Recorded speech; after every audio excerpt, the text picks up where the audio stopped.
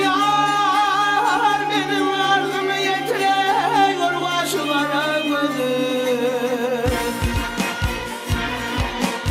Aklımdan poğselerdi turmuş eylem günleri, tenimden tavşanıp durmaydım kıymadı.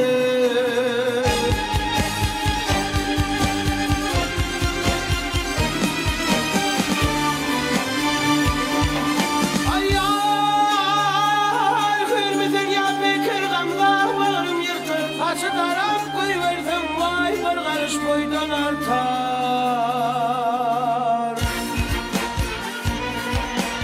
Yaptı kavun götürdü cemal, elem tutur ol cemala aşık men vay, bol yan vırvırnen metel.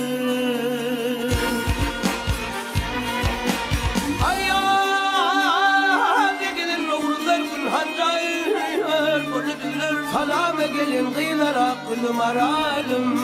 Sen benim maralim, gülüm maralim ey.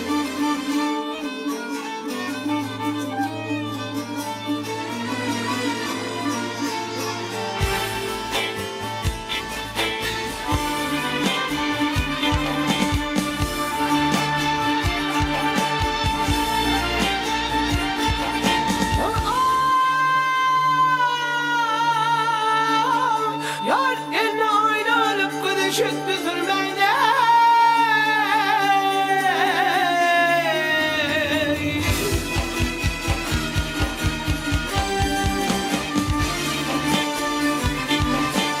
Ben boynumda sakladım var,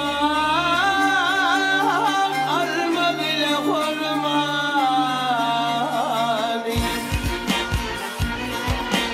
Ya kafaranı ötürdü vadılıştın gelme.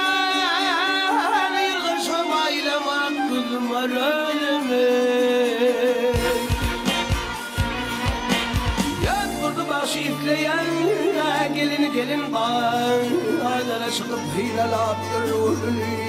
Hep yargıda çıkanda birce görmek güdün yılgışıma maynam akılım maralim ey. Sen benim maralim ey, gül yüzüm maralim.